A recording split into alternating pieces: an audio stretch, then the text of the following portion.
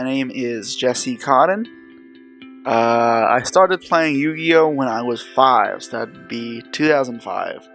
I played locals back then, but I only really started going to events, or even knew what a premier event was in 2011. My first YCS was YCS Toronto 2011. Then went to a couple events after that. Yep. And then 2017, I started traveling to everything I could, and going hard at it. Right now, I travel to pretty much everything I can. But yeah, so I guess I'd say I really started playing what I do now, 2017. So I got my first regional top, so the 2011 YCS in Toronto, I got super excited, and it means nothing. I was playing Dragon Duels, and I got top 4, and that was so cool for me. And then I won the Dragon Duel for the 100th YCS in Long Beach. That's not a real success. I got I got a first regional top when I was 13, a year later in Mermail format. My first YCS top, I got top 16 with Burning Abyss at the 2015 Nationals. And then, pretty much since then, topping pretty consistently. I missed out on Worlds 2 years in a row, then went to Worlds in 2017, won a YCS in 2017, went back to Worlds in 2018, and here I am now. Favorite format? Let's go with 2015 Nationals format around then, probably afterwards when Jin was banned, because Jin was kind of rough. So, the format was, people didn't play, it was mostly just Necros, a lot of that, and a lot of stuff to beat Necros, so Shaddoll, Burning Abyss, etc., the Clef Forts, a lot of Floodgates. I liked it because I felt like with Burning Abyss, I had a lot more control over the game. I couldn't get flooded out like Necros did. I felt like I played it way differently than a lot of other people played it. I played it a very specific way that's very different, and I didn't lose to Necros the entire format, and I felt like I was very good at the mirror match. I lost one, I think, whole format. The 2 events I played, I went undefeated in Swiss twice, losing in Top Cut once to Ritual Beast, missing out on Worlds, and in Top 4 YCS Toronto because I made a small misplay. I made a small misread, but happens. Yeah, that format was a lot of fun. I felt like I had a lot of control of it. Otherwise, I'd say other formats I really enjoyed was 2017 Fusion Sub-Zoo format, and that's not because I thought Fusion Sub-Zoo was awesome. I had a very different deck. I played a grass deck with Snow, Mizuki, and if you watched any my decks in the recent past, you know that I love Snow, and the card is amazing. So I played Snow then with one of my zombie cards, kind of the Thunder deck now, and that was super cool, and that's one of my favorite decks. And then I also really like the deck I played in Australia, because it's pretty much the same thing as that Zoo deck I was talking about, because it's just turbos out Snow with a bunch of banish effects, and then instead of Zoo monsters, you have Thunder monsters. Those 3 decks are my favorite. Least favorite format? Those are the ones I do bad in. I'm not the biggest fan of this format, actually. The Salmon, Great Striker, Thunder. A lot of just variants and floodgates that can happen. And there's games where you have zero control of what's happening. And there's I don't like Rock, Paper, Scissors format that much because it's just sometimes you can make a meta call and get unlucky in matchups, and that's just nothing you can do. And that's just not skillful or fun. There are probably other formats. I just can't think of the top of my head any formats that I straight up hated. I pretty much play through everything. I always find ways to make it enjoyable. My favorite deck, I pretty much explained this. It's for 3 from my favorite formats is Burning Abyss. I guess the Burning Abyss PK from year later Nationals as well was really fun for me. And then I also enjoyed the 2 Snow decks, the Thunder Snow deck and then the Zoo Snow deck. Well, I felt especially with the Burning Abyss deck and with the Zoo Thunder, with both the Snow decks, I felt I had such an advantage deck-wise compared to everyone else. Felt like it was just leagues ahead. The events I played with those decks, I did so well. Unfortunately, with the Zoo deck, I had one of the craziest stories. I guess I can explain that later.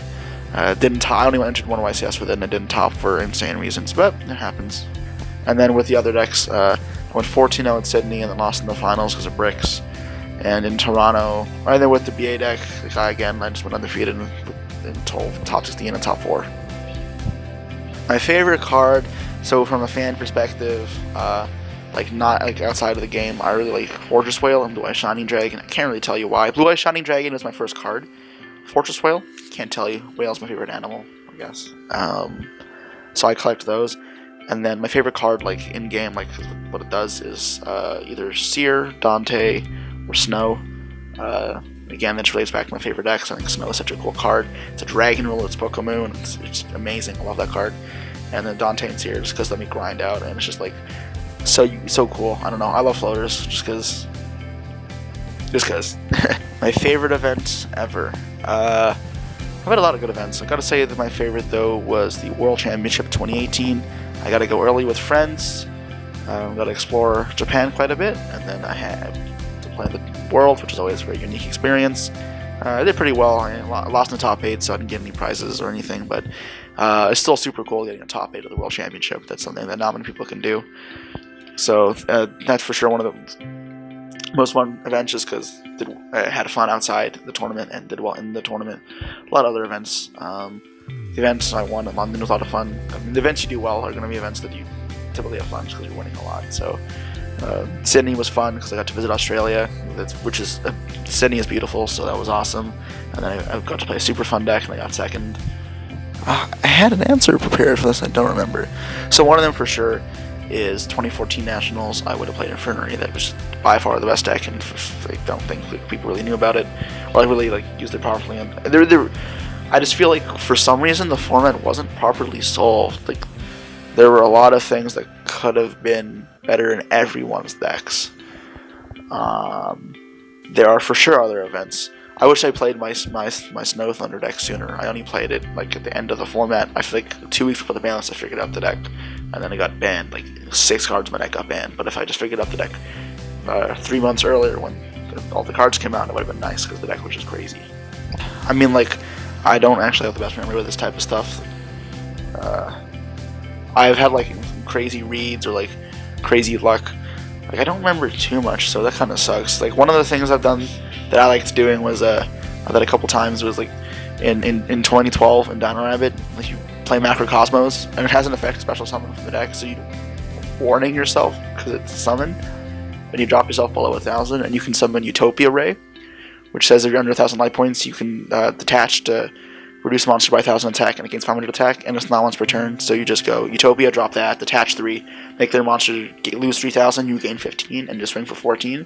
And I think I stole at least 3 games in that format just by warning my own Macrocosmos and then killing them.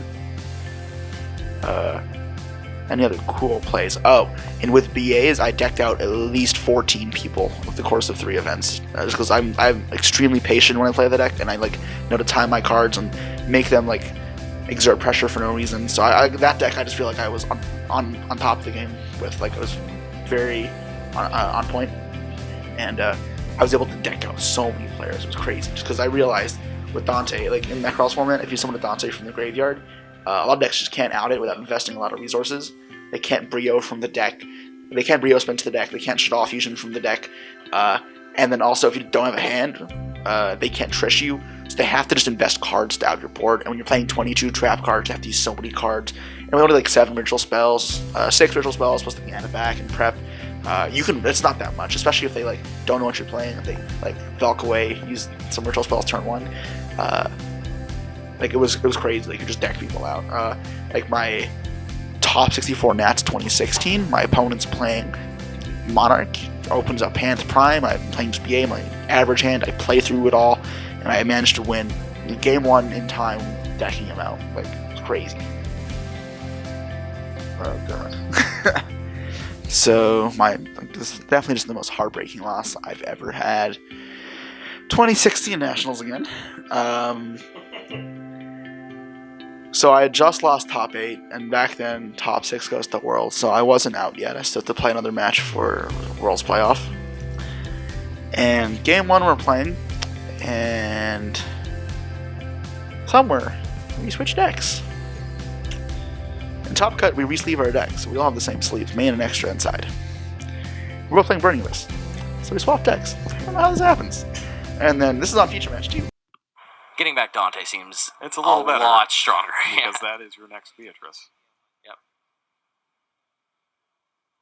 Oh. the Duelists accidentally switched decks when they were shuffling and represented to each other. That is. Okay. I drew the chaos shuffle off of my deck. That's my deck. Okay. So when did the deck swap happen?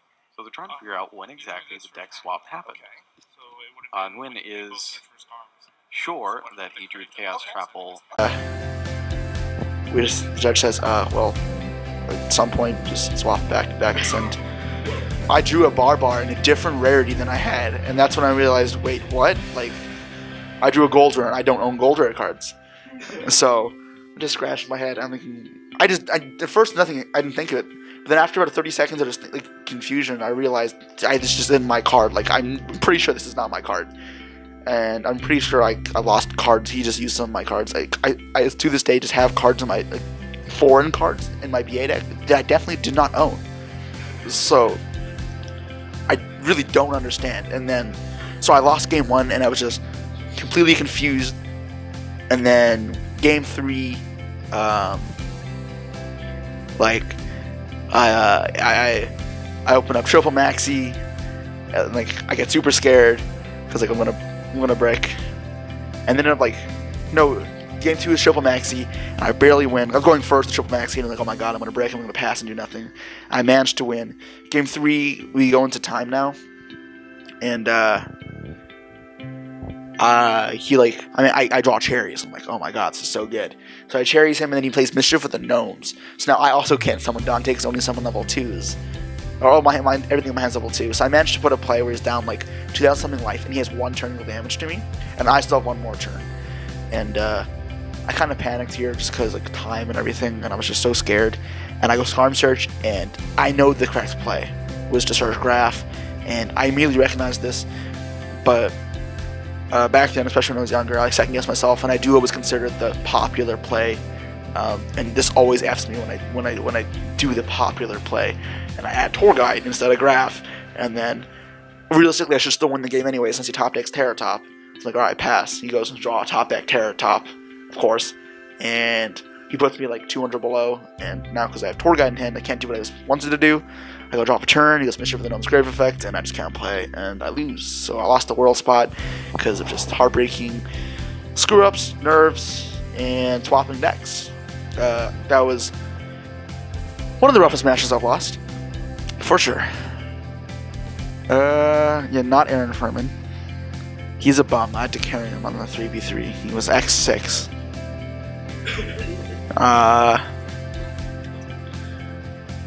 When I was younger, I definitely admired Billy Break the most.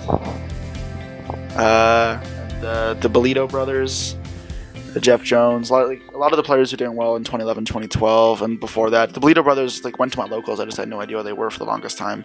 And then I realized I was fanboys. And yeah, pretty much people who did well in that era. When I was 12, when I was little kid, just after school I'd go watch Yu-Gi-Oh! YouTube videos.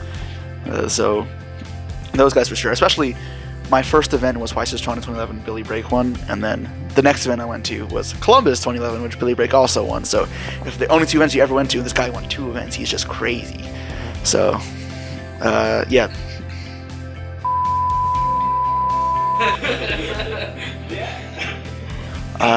They're fine. Honestly, people overreact too much. I play pretty fast, so I really have issues with it. I think the biggest issue is it can be exploited. You just have to be very firm with people. You don't have to be sharky about it, and I rarely have issues. If you ask them to speed up, often they'll be polite, and if they're not going to, then you have to call a judge, and they have to be reasonable about it, because if you give them a warning that you're going to call a judge and they still don't speed up, then that's on them. And you need to be firm yourself, because if you're too lenient, then you also have to accept that you should have done something about it. But if everyone's playing in a reasonable pace and you make sure both players are playing in a reasonable pace, then it's not that bad. Maybe it's because I play mostly combo decks. I don't really have an issue with time. I go in time maybe once or twice a tournament max, so it's not the end of the world. I lost to it, but I've lost the time in the old world before, and people will want to bitch, but I've definitely noticed a decrease in the amount of time for rounds, especially at regionals, and for someone who's in Worlds points, that matters so much, because I remember last year at some regionals I got out at 1, 2 a.m. in the morning, and that's just awful, especially when some days you just have a regional the day after, that was just rough. And now at least there were so many regionals this season. Even they were pretty big, which ended at like 8, 9 p.m., which is really good. Like, there would be 9-round events, and that's completely unrealistically old-time rules. So I am appreciative of them. They are not as bad as people give them credit for. I cannot stand playing online.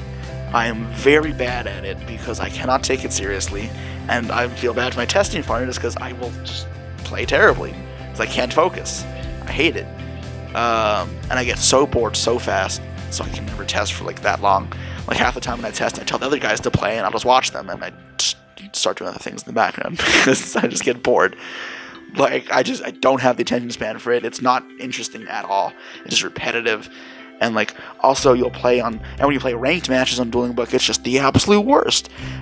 Every time I try to, I get in a match and I'll use an effect and they'll say, "That's not how that works."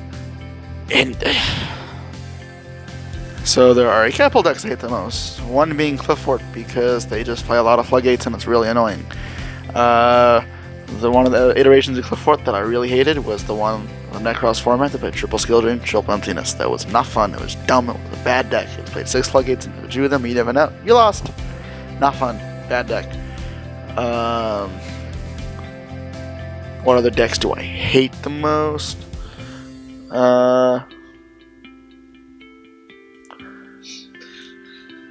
Pen FTK is pretty degenerate. That was pretty dumb. I hated that. That wasn't very fun because maybe matches were rough because you couldn't really play hand traps. And yeah, although people were really bad that format and decided not to play Pendulum FTK, so it worked out for me.